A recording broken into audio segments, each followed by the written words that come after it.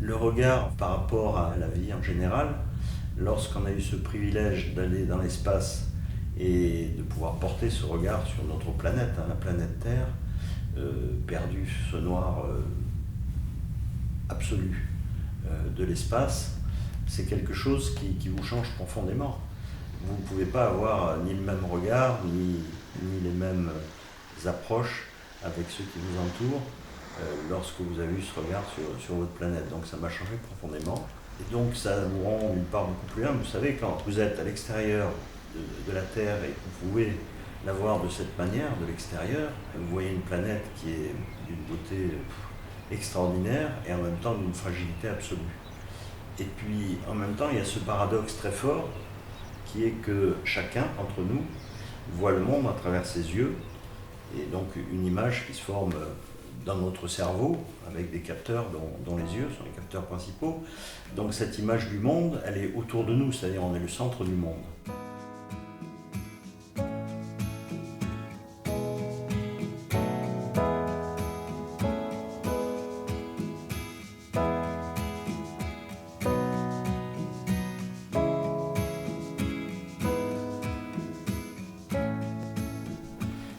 Et lorsque vous êtes dans l'espace, vous avez en même temps cette image de ce que vous voyez, cette terre perdue, etc.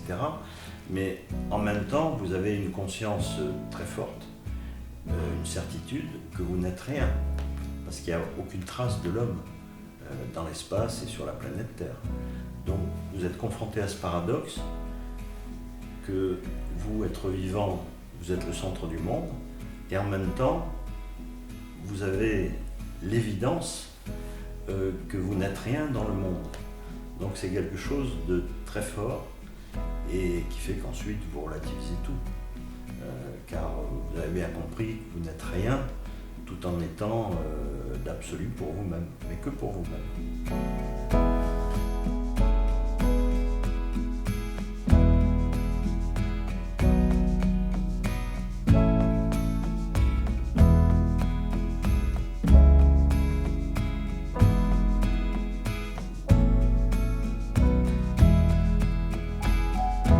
Bonheur, c'est merveilleux le bonheur.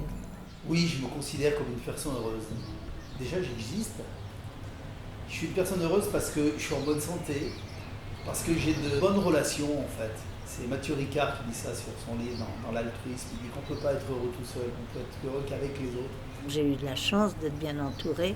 J'avais un mari merveilleux, j'avais une mère très proche de moi et j'ai eu une vie heureuse puisque j'ai eu la vie que je souhaitais en réalité, parce que tout enfant, je disais, je ferai du théâtre et j'aurai des enfants. Donc j'ai eu la chance de pouvoir réaliser ce rêve.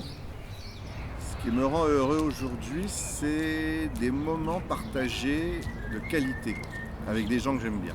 Avec les gens avec qui je suis, que ce soit un moment, les Anglais ils disent quality time. Heute war ich im Jardin des Plantes.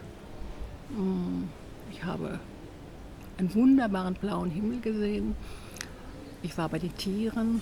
Ich habe einen roten Panda gesehen, den ich noch nie gesehen hatte, der einen wunderschönen Schweif hatte und sehr, sehr elegante Bewegungen. Das hat mich glücklich gemacht. C'est quand le ciel est bleu, qu'il y a du soleil, qu'il y a quelqu'un autour de moi qui peut m'emmener sortir, me promener et rencontrer des gens sympathiques. Alors ce qui me rend le plus heureux aujourd'hui, c'est cette conscience de pouvoir faire des choix, exercer ces choix en toute lucidité. Enfin, en toute lucidité, c'est un peu prétentieux ce que je dis bien sûr, mais avec certainement plus de lucidité que lorsque j'étais beaucoup plus jeune. Et c'est cette lucidité qui fait que le bonheur s'instille, car on a cette impression, ce sentiment de pouvoir avancer vers ce en quoi on croit. Je dirais, c'est prendre du plaisir à chaque jour qui se lève, prendre du plaisir d'être en vie et accepter ce qu'il y a. Je crois qu'il faut vivre au jour le jour, il ne faut pas regarder derrière. Ich kann Glück eher aus dem Negativen beschreiben. Wenn ich mich erinnere, so sage ich mir manchmal, so unglücklich war ich nur als Kind. Das heißt, jeder Moment von Selbstbestimmung, jeder Moment, sein Leben selbst in die Hand zu nehmen, ist für mich ein Augenblick des Glücks. Le bonheur, c'est pas des choses, des grandes choses, c'est l'ensemble de toutes les petites choses, de tous les petits bonheurs qu'on peut avoir dans la vie. Vous savez, le bonheur, ça fait plus de 3000 ans qu'on en parle. De Socrate, Aristote, Platon, tous. Même on a des très bons auteurs à l'heure actuelle. Le bonheur, il vient de l'intérieur, il vient pas de l'extérieur. Es gibt keine einfache Definition von Glück. Zum Teil ist Glück Zufallsglück. Also das, was uns zufällt und uns gut gefällt oder nicht gefällt. Und dann ist Glück, sich gut zu fühlen. Egal bei welcher Tätigkeit, einen Kaffee zu trinken, ein gutes Essen zu haben, einen guten Wein zu trinken, ein schönes Gespräch zu führen, eine schöne Nacht zu erleben. Und dann gibt es noch ein drittes Glück, das ist das Glück der Philosophen.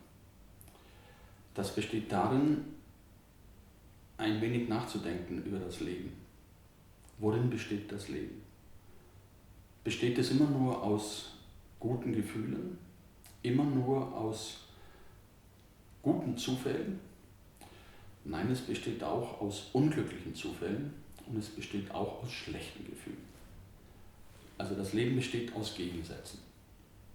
Wenn wir darüber nachdenken, können wir uns fragen, kann ich einverstanden sein damit, dass das die Fülle des Lebens ist? Wenn ja, dann habe ich das Glück der Fülle.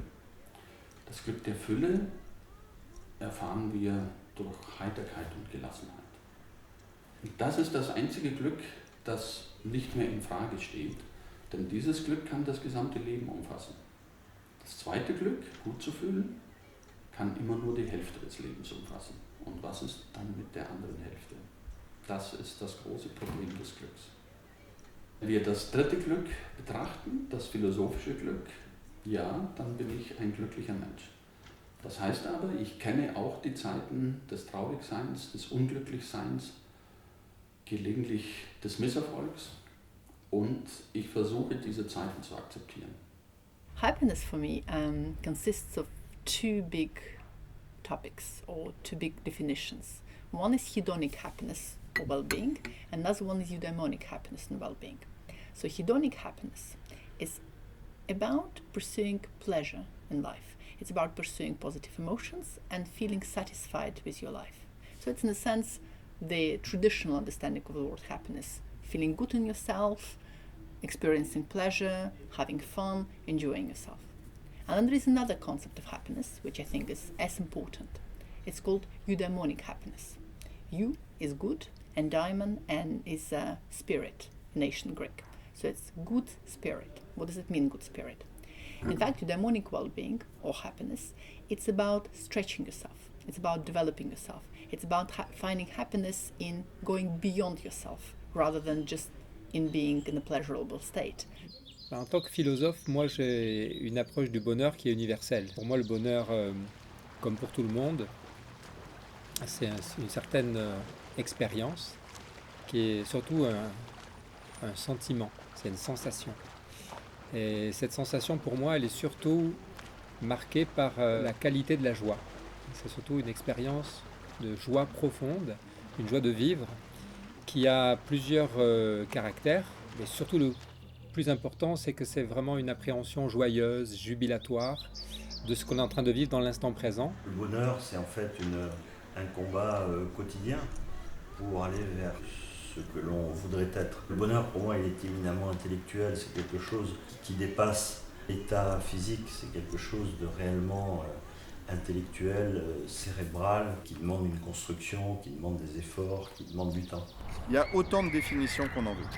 Et aucune n'est meilleure que les autres. C'est-à-dire qu'il n'existe pas une définition sur laquelle tout le monde puisse être d'accord. De la même façon que je ne peux pas dire que votre définition est moins bonne que la mienne ou meilleure. pas définir le bonheur, mais on peut dire un peu quel est le chemin pour y arriver. Et ce chemin, je pense qu'il tient beaucoup dans ce vieil adage, dont on ne connaît même plus l'auteur, d'avoir le courage de changer ce qui peut l'être, d'avoir la sagesse d'accepter ce qui ne peut pas l'être, et l'intelligence de faire la différence entre les deux. La vie est belle, il faut savoir l'employer, la vie.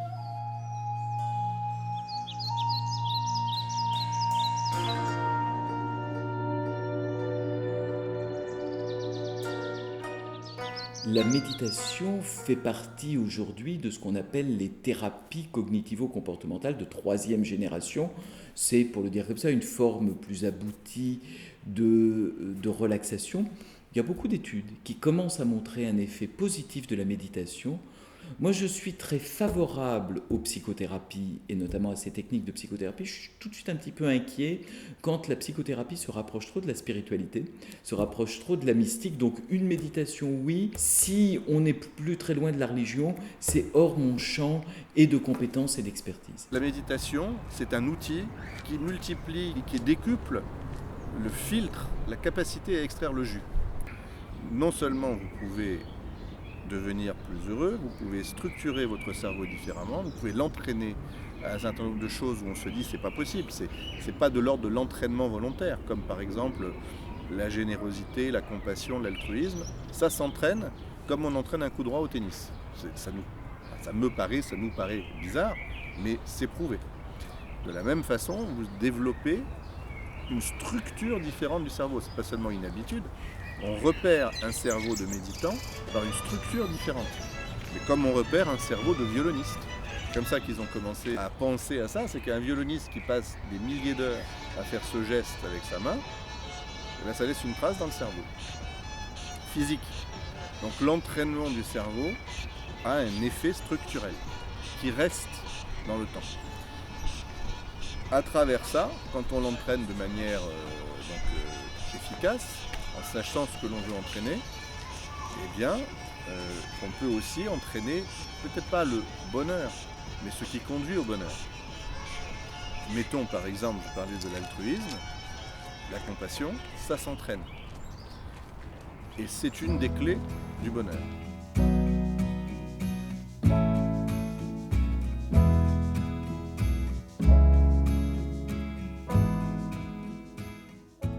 J'ai pris des cours pendant 3 mois de ce qui s'appelle la MBCT, Mindfulness Based Cognitive Therapy. C'est un mélange de méditation et de thérapie comportementale. C'est très intelligent. C'est une méthode qui a été développée par Jon Kabat-Zinn. À la base, c'était pour soigner les douleurs des gens qui avaient mal au dos et qui, à force de prendre des médicaments, se détruisaient la santé. Il y a une phrase qui est très célèbre, la douleur est là, mais la souffrance est optionnelle. C'est-à-dire que dans la réalité de quelqu'un qui a mal au dos, la douleur est tout le temps là. Ça doit être terrible. Voilà, c'est pas mon cas. Mais souffrir, c'est une relation à la douleur. Et même si la douleur est là, on revient finalement à la même chose, même si la douleur est là, c'est une condition, cette fois-ci intérieure, mais entre les deux, vous n'êtes pas obligé que ça prenne toute la place de vos émotions. Donc vous pouvez laisser la douleur un peu de côté, elle est là, et ne pas trop souffrir, ou ne pas souffrir du tout. Ça, c'était le point de départ de ce monsieur qui est médecin, et il a développé cette méthode qui est franchement extraordinaire. Après ça, j'ai suivi une retraite d'1 semaine, donc de méditation vipassana, très classique, qui est une méditation silencieuse de 5h du matin à 21h le soir, pendant 1 semaine.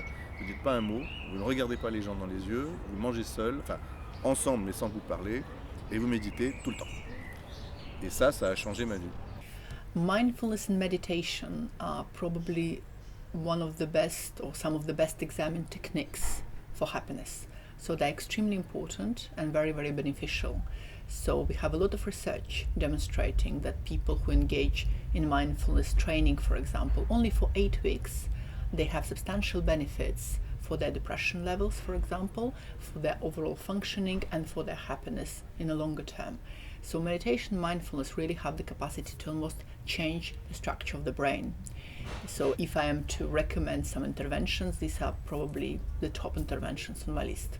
So if you have a chance to study a little bit, to learn how to do some meditation or mindfulness on a daily basis, that's something highly recommended.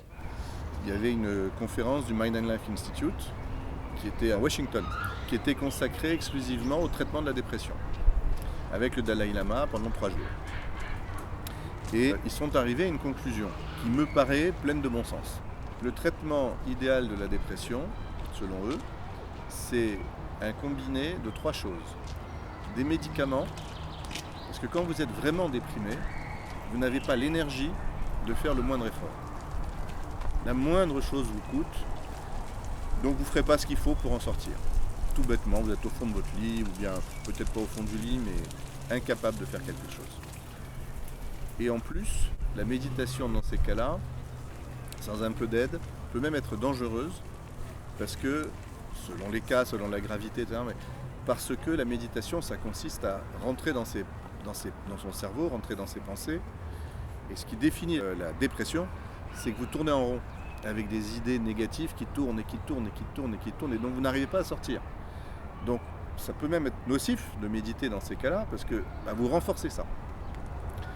Donc ce que disait le Dalai Lama et tous les médecins qui étaient avec lui, c'est que finalement, la combinée de médicaments, méditation, thérapie comportementale et sport, c'est le cocktail gagnant. Le médicament pour vous donner le petit boost qui vous fait sortir du lit. Et c'est provisoire. Mais ça ne règle rien. La méditation pour vous rendre compte de tout ce qui traîne dans votre cerveau. Et à partir du moment où vous en rendez compte, c'est la première étape pour espérer améliorer les choses. Thérapie comportementale, parce que quand vous savez ce qui traîne dans votre cerveau, c'est bien de le savoir, enfin il faut pouvoir en faire quelque chose. Et un outil pour en faire quelque chose, c'est justement les thérapies comportementales. Il y en a plein selon les pathologies, mais ce genre de thérapie.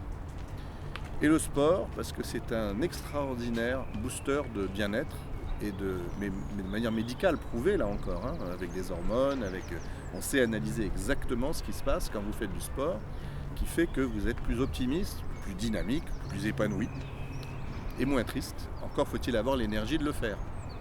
Et par définition, le déprimé n'a pas l'énergie de le faire. Donc le cocktail de tout ça, dosé selon les circonstances, c'est sans doute, selon eux, le meilleur traitement possible pour la dépression. Moi, je ne suis pas médecin, je ne peux pas dire. Ça m'a l'air très logique.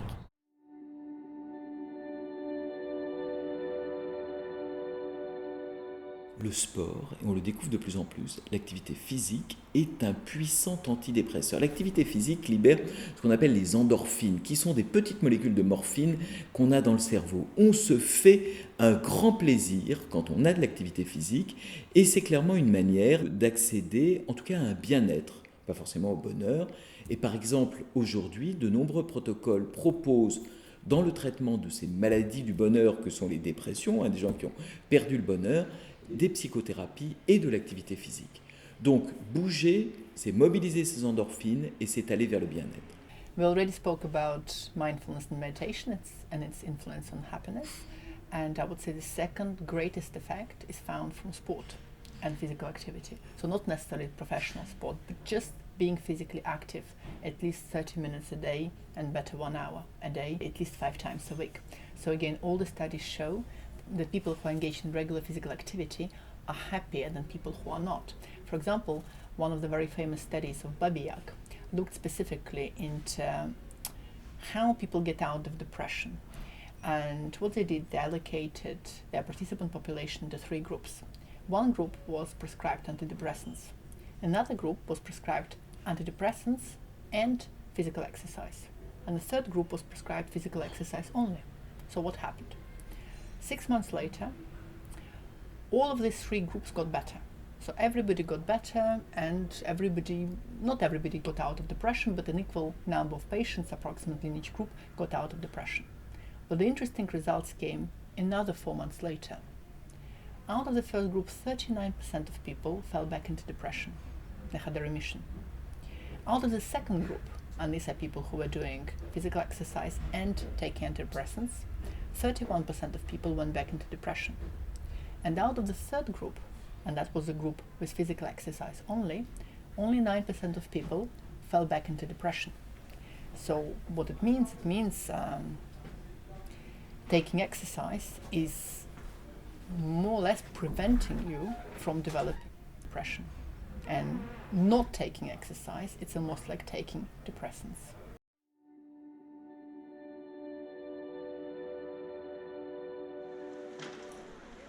Notre alimentation contribue à notre bien-être, bien évidemment avec d'autres facteurs tels que les liens sociaux, la gestion du stress, etc. Mais c'est vrai qu'on peut dire que notre alimentation, ne serait-ce que par son impact sur la flore intestinale, permet quand même de participer à notre bien-être et indirectement au bonheur. Alors comment ça marche? En fait, il y a tout un tas de probiotiques et de prébiotiques qui vont nourrir la flore intestinale. Et cette flore intestinale va permettre de renforcer l'immunité, elle va permettre de fabriquer la sérotonine aussi, qui participe à notre bien-être. Il y a 80% de la sérotonine du corps qui est fabriquée au niveau de l'intestin, donc ça c'est important d'être conscient que notre alimentation donc, a une influence sur cette flore intestinale et a une répercussion sur notre bien-être. Pour être en bonne santé et se sentir bien, il y a peut-être certains aliments effectivement qu'il faut éviter. Et s'il y a une seule catégorie d'aliments à éviter, ce seraient les aliments industriels transformés, parce qu'ils contiennent beaucoup de sel, beaucoup de graisses de mauvaise qualité, beaucoup de sucre ajouté. En plus, ils sont carencés en vitamines, en minéraux, en composés antioxydants, en nutriments essentiels tout simplement. Voilà. Donc ces aliments-là, donc cette nourriture industrielle transformée, nous apportent ce qu'on appelle des calories vides. C'est-à-dire que certes, elle apporte de l'énergie à l'organisme, mais rien qui va avec. C'est-à-dire pas suffisamment de vitamines, pas de magnésium, pas de fibres, pas tous ces éléments-là qui font que on reste en bonne santé et on se sent bien au quotidien. Donc ça, c'est vraiment important de limiter au maximum ces aliments très transformés industriellement. Le sucre peut s'apparenter à une vraie drogue. C'est-à-dire qu'au niveau du cerveau, il va activer les systèmes de récompense et de dépendance. Et consommer du sucre fait sécréter de la dopamine par le cerveau. Le problème, c'est qu'il y a un phénomène d'accoutumance, c'est-à-dire que le cerveau a toujours besoin de plus de sucre pour délivrer la dose de dopamine qui fait qu'on a du plaisir à consommer du sucre, et c'est pour ça qu'on dit que le sucre appelle le sucre. Donc ça, c'est le premier effet du sucre sur le cerveau. Sur le corps, quand on consomme quelque chose de sucré, la glycémie, donc le taux de sucre dans le sang, s'élève, et le pancréas sécrète de l'insuline, qui est une hormone qui permet d'assimiler ces sucres. Le problème, c'est que cette insuline s'occupe aussi de mettre en réserve les graisses, donc fait brûler en priorité les sucres et met en réserve les graisses. Donc il y a un stockage, donc forcément on facilite la prise de poids. Et le problème, c'est que l'organisme s'habitue à brûler les sucres au lieu de brûler les graisses, alors qu'il devrait faire l'inverse. Voilà. Ensuite, le deuxième problème, c'est donc quand on consomme du sucre, donc il y a la glycémie qui s'élève, de l'insuline est sécrétée et la glycémie chute, et parfois ça chute un petit peu trop, on appelle ça une hypoglycémie. Et quand on est en hypoglycémie, aussi légère soit-elle, on a envie de manger du sucre, on a faim, on est irritable, on n'est pas dans notre état normal. Donc c'est un cercle vicieux, on mange du sucre, on ne se sent pas bien, on en remange, et puis voilà, c'est toujours des fluctuations de la glycémie qui ne sont pas intéressantes pour l'organisme, ni pour le bien-être. Il y a un autre effet aussi de la surconsommation de sucre. La flore intestinale, donc c'est un ensemble de bactéries qui vivent dans notre intestin essentiellement, et une surconsommation de sucre peut favoriser la prolifération de certaines bactéries, ou de levures et de champignons tels que le Candida albicans. On sait qu'une surconsommation de sucre favorise donc, le développement de cette levure-là, et ça a des répercussions sur l'organisme. Souvent, il y a des envies de sucre, justement. Il y a aussi parfois une prise de poids, il y a certains symptômes qui peuvent aller jusqu'à des états anxieux ou même dépressifs. Donc, il y a eu quand même des études qui ont montré qu'une colonisation de la flore intestinale par le Candida albicans donc, aboutit à des états dépressifs. Donc forcément, le fait de limiter cette consommation de sucre permet donc de rétablir l'équilibre de la flore intestinale et donc permet d'agir sur le mieux-être. Alors pour vaincre la fatigue et le stress, je pense qu'il n'y a pas un seul aliment ou 2 ou 3 aliments. C'est une synergie, c'est un ensemble. Notre alimentation doit être riche en certains nutriments qui vont effectivement participer à lutter contre la fatigue et lutter contre le stress. Par exemple, le magnésium, ça c'est un élément très important et notre vie stressante fait augmenter nos besoins en magnésium. On a besoin aussi de suffisamment de vitamine C et de fer, puisque le fer participe à une meilleure absorption de la vitamine C. Donc on a besoin de couvrir ces besoins-là. On a besoin de manger aussi suffisamment d'acides gras de la famille des oméga 3 qui participent également au bien-être de l'organisme. Donc on a besoin de manger varié, de manger équilibré et suffisamment d'aliments qui apportent ces nutriments essentiels-là. Oui, c'est assez fascinant la question des rapports entre la nutrition et le bien-être. Il y a une chose par exemple, la molécule qui s'appelle la sérotonine, qui est une molécule qui est quand même très déterminante dans la bonne humeur, au point que la plupart des antidépresseurs sont des molécules qui augmentent la quantité de sérotonine. Elle vient d'un précurseur alimentaire qui est le tryptophane, qu'on trouve par exemple dans le chocolat. Si vous donnez à des rats un régime sans tryptophane, au bout d'un certain temps, ils deviennent déprimés. Ils n'ont plus d'envie, ils sont malheureux parce qu'ils vont voir leur taux de sérotonine diminuer. Pour le dire autrement, un régime alimentaire, il doit être équilibré, il doit nous faire plaisir. Méfions-nous à ce que nos aliments ne deviennent pas des médicaments de bonheur. Vous savez, au fond, un plat qui nous plaît, manger de manière conviviale, avec des amis, de manière sympathique, ça aussi, ça va contribuer au fait d'être heureux.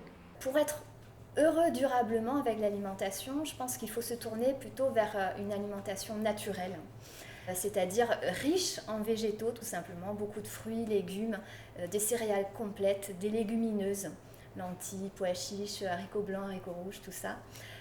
Des aliments bruts, voilà. S'il faut mettre de côté l'alimentation industrielle transformée, il faut privilégier vraiment l'alimentation naturelle et essayer de cuisiner soi-même. Et ça, je pense que c'est un petit peu le secret du bien-être grâce à l'alimentation. Ça va permettre de réguler l'humeur, de limiter les états anxieux et de se sentir bien dans son corps et dans sa tête. Si on se sent bien dans son corps, on a une flore intestinale aussi harmonieuse. Automatiquement, on a des répercussions, un feedback au niveau du cerveau avec un mieux-être général.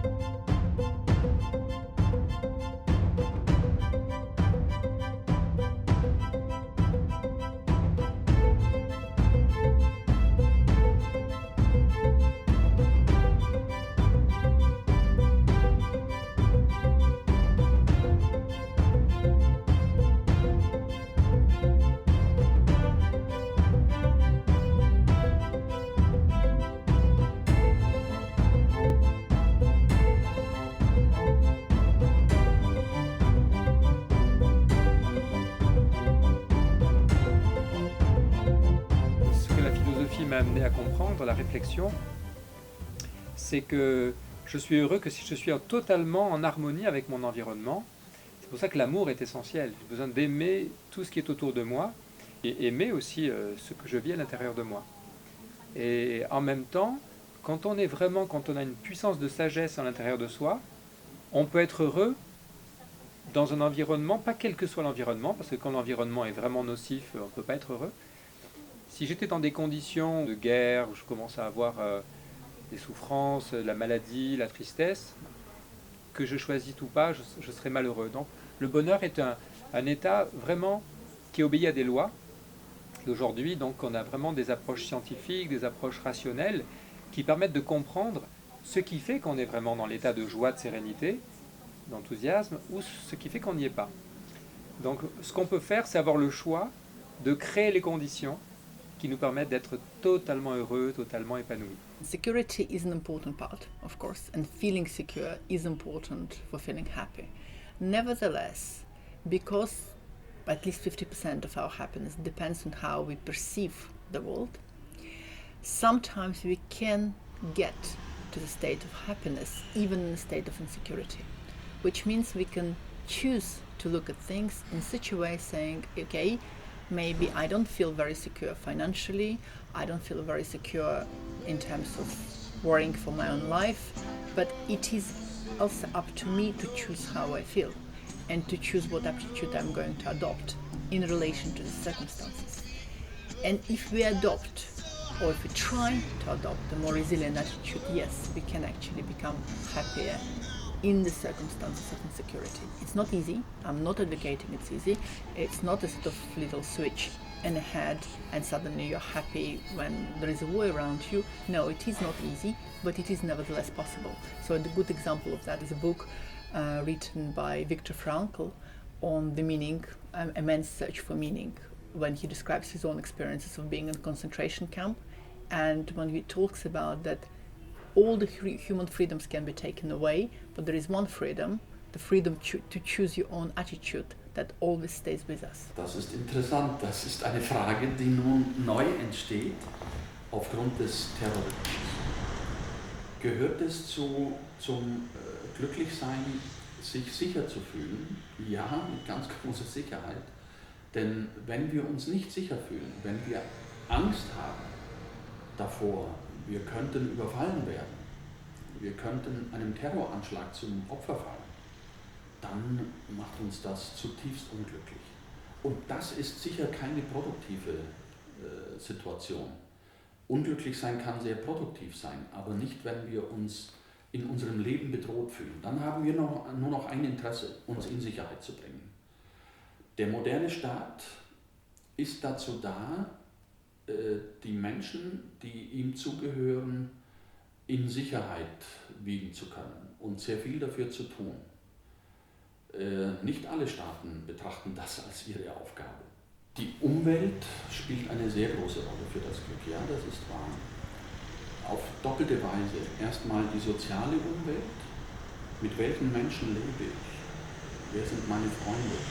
Welche Menschen liebe ich? Und auf der anderen Seite die ökologische Umwelt. Also die Möglichkeit, spazieren zu gehen über die Wiesen, in den Wäldern. Und die Erfahrung zu machen, schon nach einer Stunde kann ich zurückkehren und voller Kraft sein. Ich glaube aber, dass das nicht wirklich ein Problem des Glücks, eine Frage des Glücks ist, sondern wieder eine Frage des Sinns. Woher kommt Sinn? Sinn kommt immer aus Zusammenhängen oder anders gesagt aus Beziehungen. Wenn ich also mit Menschen leben kann, mit denen ich befreundet bin, die ich liebe, dann kann ich mich eingebettet fühlen in Sinn. Dann hat das gesamte Leben für mich Sinn. Und wenn ich in die Natur gehe, dann sehe ich, dass in der Natur alles mit allem sehr schön zusammenhängt. Und das überträgt sich auf mich und nun trage ich diese Zusammenhänge wieder in mir. Also kann ich erfüllt sein von Sinn und Menschen, die erfüllt von Sinn sind, die sind glücklich. Moi j'ai fait 4 voyages au Bhoutan et j'ai passé 2 mois à vivre chez l'habitant avec ma femme et mes 2 filles. C'est une vie dure, mais finalement la vie de tous les paysans dans le monde entier. C'est une vie où les paysans mangent ce qu'ils produisent, voilà, s'habillent avec les vêtements qu'ils fabriquent. Donc c'est une vie à l'ancienne, qui n'est pas misérable, qui n'est pas une vie, personne ne meurt de faim. Ils ont de la place, le climat est sain, la terre est généreuse. Voilà, c'est une vie de paysan sans technologie. Un des points clés dans les recherches de Csikszentmihalyi sur qu'est-ce qui fait que les gens sont heureux, un des points clés qui moi m'avait étonné au début, c'est qu'il faut que vous puissiez avoir ce qu'il exprimait en disant avoir confiance en son voisin. Dans nos sociétés, on a de moins en moins confiance en son voisin. Au Bhoutan, la confiance, elle est totale. Les gens ne ferment pas leurs portes, ils savent très bien ce qui se passe, il n'y a jamais de vol, il n'y a jamais de crime. En tout et pour tout, au Bhoutan, il y a une prison, toute petite, je l'ai vue. Vraiment, ça tient plus de la grosse maison. Elle est à moitié vide. Il n'y a pas de criminalité. Donc, cette confiance, elle est là. L'accès à la nature, eux, ils sortent de chez eux, ils ont l'Himalaya devant eux, c'est pas mal. Les maisons, l'accès à la beauté, les maisons, ils sont pauvres, oui, mais ils ont de grandes et belles maisons, entièrement sculptées à la main, qu'ils ont construites ensemble, tous. Par exemple, quand vous construisez une maison au Bhoutan, c'est tous les gens du village qui viennent construire la maison avec vous. Et puis évidemment, plus tard, il faudra rendre l'appareil à quelqu'un d'autre qui construit sa maison dans le village. Donc, cette entraide, cette fierté qu'il y a à avoir fait les choses soi-même, le rapport aux choses est complètement différent. Et on pourrait comme ça continuer la liste longtemps. Si on regarde dans le détail, je pense qu'il y a beaucoup d'explications en fait très précises sur pourquoi, malgré la difficulté de leur vie, qui est réellement difficile, en fait, ils ont énormément de sources de bonheur, alors que nous avons perdu ces sources de bonheur en contrepartie d'une vie beaucoup plus facile.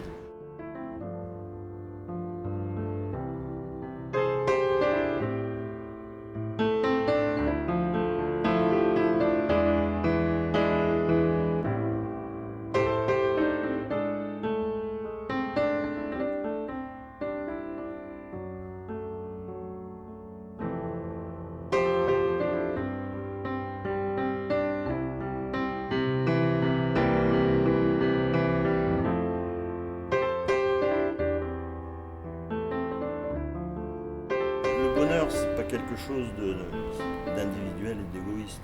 C'est avant tout le partage de quelque chose, le partage de la vie, ou avec son compagnon ou sa compagne, ou avec une équipe unie autour d'un projet, d'un objectif commun dans nos vies. Le bonheur, c'est avant tout le partage, quoi. C'est communiquer, c'est être plusieurs et unis dans une même idée ou dans un échange réel.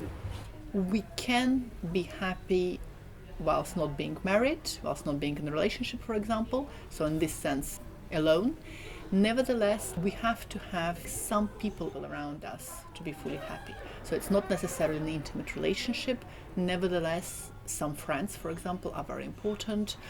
Some connections, again, not necessarily family, but just having some people around us with deep and meaningful connections is very important for happiness. So yes, I would say we can be happy if we are not in an intimate relationship, as long as we have other relationships in our life. So people matter, and all the research does confirm that people matter for happiness.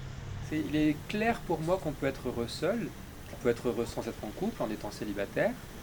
Évidemment, beaucoup de célibataires qui sont totalement heureux et donc qui n'ont pas besoin d'être en couple.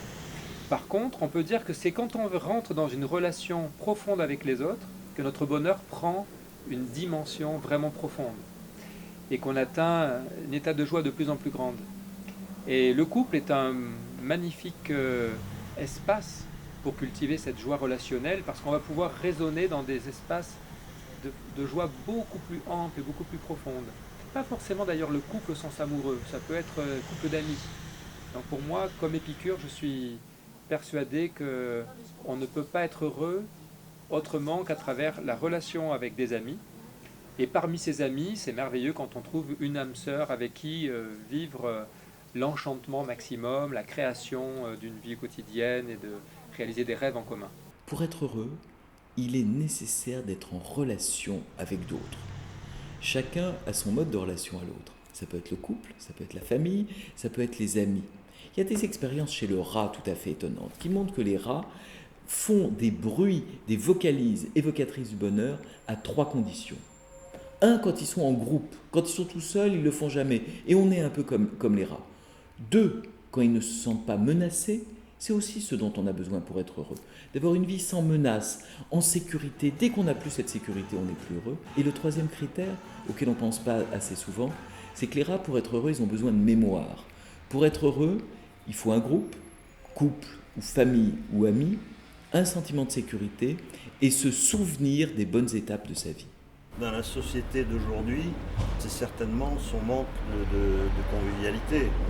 Finalement, on est de plus en plus nombreux sur notre planète et le paradoxe, c'est qu'alors qu'on a des moyens et de communication et de voyager de plus en plus puissant, diversifié et facile d'accès, et bien paradoxalement, je crois qu'on se connaît et on se contacte et on communique de moins en moins. Les progrès techniques qui nous permettent de communiquer plus facilement aboutissent le plus souvent au résultat inverse, on communique moins facilement.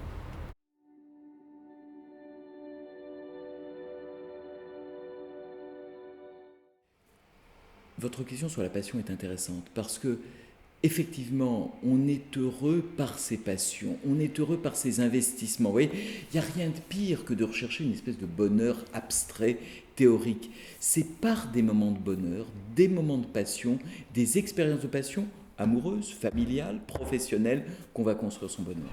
On peut être heureux sans rien, y compris sans passion, mais à ce moment-là, je dirais que c'est le bonheur qui devient votre passion. C'est-à-dire que pour y arriver, il faut que le bonheur soit un but.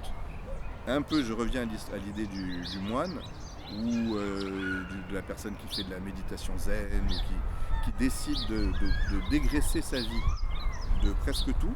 Il va vers une forme de sagesse et donc peut-être une forme de bonheur. Mais ça, c'est l'exception.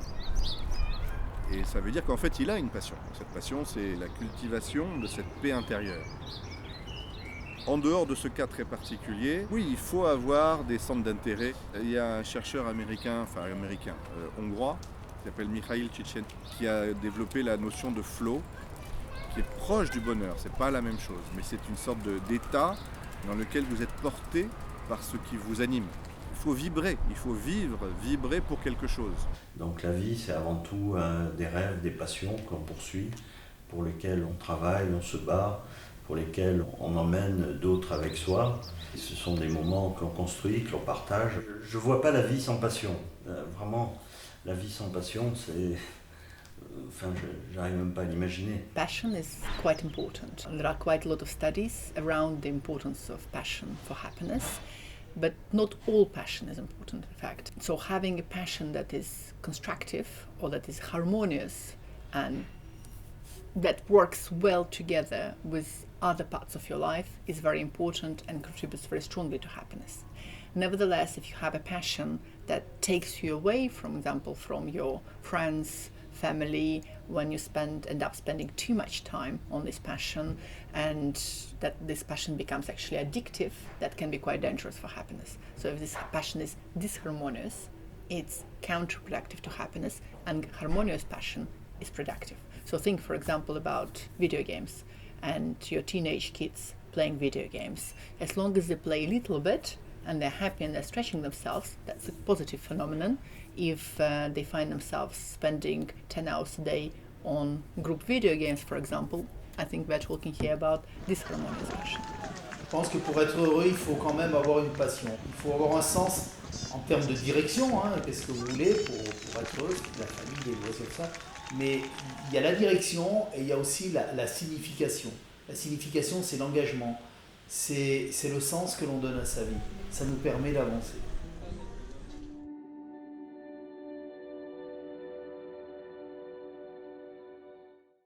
Bien, je crois que d'autres ont dû vous le dire, le pessimisme est de nature, l'optimisme est de combat, c'est Alain qui a dit ça, et ça reste une phrase finalement peu dépassable. On a une fatalité à cultiver des choses de l'ordre du malheur, mais on peut travailler et choisir le bonheur. Je dirais que c'est un choix, le bonheur. C'est un choix. Parce que bien souvent on dit, ouais, on a de la chance ou j'ai pas de chance. C'est un état d'esprit pour moi, le bonheur. Vous savez, il y a des gens qui sont malheureux de rechercher le bonheur. Il ne faut pas être obsédé du bonheur, mais pour moi, c'est quand même un choix, il faut le vouloir être heureux. En ce qui me concerne, le bonheur, ça ne peut être qu'un choix. Je ne vois pas comment ce pourrait être une fatalité, parce que ce serait quelque chose qui s'imposerait. Pour moi, c'est l'inverse. Le bonheur, c'est un travail, c'est un combat, c'est une réflexion. Ce sont des choix permanents. Donc c'est tout. Chose de stable, c'est tout, sauf un équilibre naturel. Donc ça ne peut pas être une fatalité. Une fatalité, c'est quelque chose qui s'impose, qui arrive, et que l'on accepte. Ou qu'on n'accepte pas d'ailleurs, peu importe. Pour moi, le bonheur, c'est un état éminemment instable qui se mérite et pour lequel il faut combattre en permanence. Toutes les études scientifiques tendent à prouver que le bonheur est génétique. Alors, pas à 100%, bien entendu. It's not a completely genetic concept. Nevertheless, there is a genetic component to happiness. Studies differ on what percentage it may represent, but generally speaking, it is believed that about 40 to 50% of happiness is genetically inherited. So that means, in fact, you can't really change it. So 40-50% you can't really do too much with. Nevertheless, there is another 50% where you can actually make a difference. And these particular studies come from the studies of identical twins separated and raised in different families. So when we talk about happiness being genetically inherited, we actually find that separated and identical twins actually have a very similar level of happiness, even if they don't actually at all live in the same type of family. Le bonheur, c'est absolument un choix. Et c'est une fatalité aussi. Je dirais que c'est la conséquence d'un choix qu'on va se donner les conditions du bonheur. En même temps, on ne peut pas choisir d'être heureux comme ça, en disant voilà, j'ai envie d'être heureux, ça y est, je produis la joie. Pour moi, c'est l'aboutissement de toute une maturation, d'une création, et pour moi, c'est comme un art. Alors pourquoi je disais fatalité, c'est parce qu'en même temps, le bonheur est complètement déterminé par les conditions. Ici, par exemple, je suis totalement heureux parce que je suis dans des conditions parfaites. Nothing is completely black and white when it comes to human beings. Nevertheless, from all my studies and work around happiness, I can say with relative confidence that happiness is a choice. More a choice than not, I would say. So at least a part of happiness is a choice. And happiness is something that can be learned. Again, not all happiness. You will never change yourself 100%. Nevertheless, you can change yourself partially. You can choose to be happy and you can learn certain happiness skills. And learning these happiness skills is extremely important in our life, which is sometimes stressful, sometimes unpredictable, most of the time unpredictable, sometimes quite insecure. You never know if you're going to get divorced tomorrow, if you're going to lose your job, if the country is going to collapse, if there is going to be another economic recession. So all of these factors are quite unpredictable. And learning these happiness skills can actually help you to stay happy yourself, regardless of what's happening outside or even inside your own life.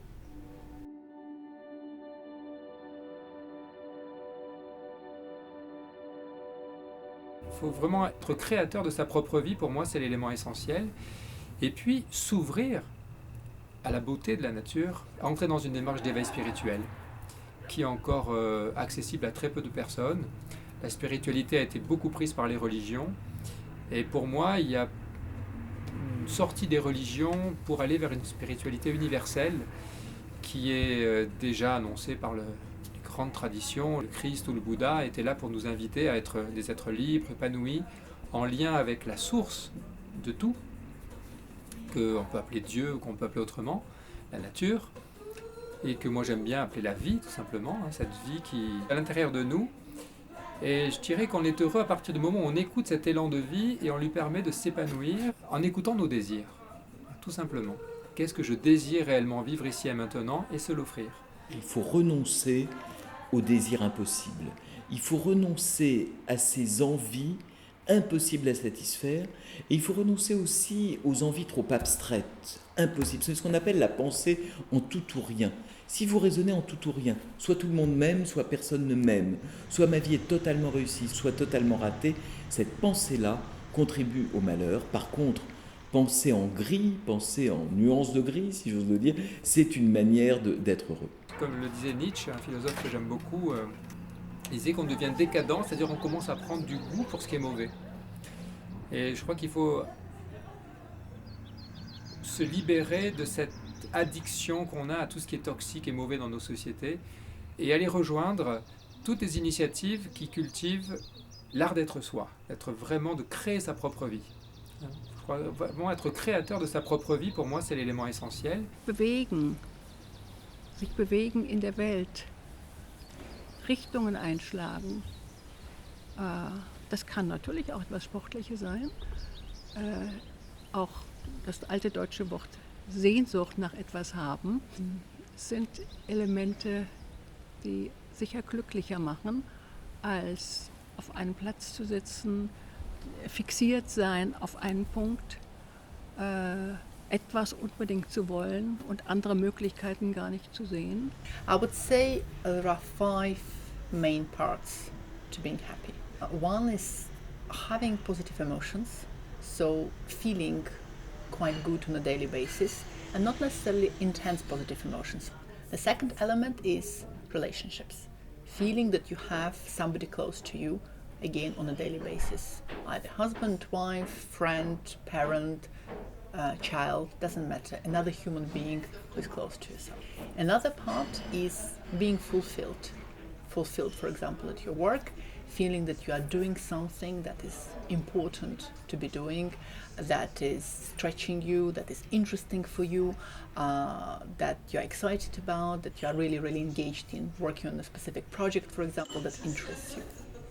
Another part is contributing to something larger than yourself, finding some sort of meaning in your life. Not just for yourself, but also meaning that is going beyond your own self. That's another sort of meaning, contributing to the world. It's another very important component. And finally, for me, I think the component that is very important again on a daily basis is resilience. Is feeling that you can withstand life's little stresses, little or large, that depends on the day, of course. But for example, when you're stuck in a traffic jam, things don't go right, when your colleagues are perhaps talking behind your back and you're feeling upset about it, feeling that you can actually deal with it and you can cope with it. So that's element of resilience. And for me that's also very important. In meinen Augen, der Sinn des Lebens ist wichtiger als das Glück. Denn der Sinn des Lebens kann das ganze Leben hindurch bei uns sein. Das Glücklichsein des Wohlfühlens kann nicht das ganze Leben bei uns sein. Moi je suis convaincu que, mais c'est personnel, que la vie n'a pas de sens très précis, il n'y a pas un sens. Je ne crois pas en Dieu, je ne crois pas en la réincarnation. Je pense que la vie se développe pour elle-même, comme les plantes se développent pour elles-mêmes, les animaux se reproduisent pour eux-mêmes. Est-ce qu'il y a un plus grand dessein au-dessus de nous? Quoi qu'il en soit, j'en sais rien. Bien sûr que j'en sais rien. Puisqu'il n'y a pas de réponse à cette question, j'essaye de vivre sans chercher la réponse. Mais à partir de là, c'est quoi? C'est le grand vide existentiel, il n'y a plus rien, c'est terrible. Donc, à quoi se raccrocher? Pour moi, ça a été justement à cette recherche du bonheur.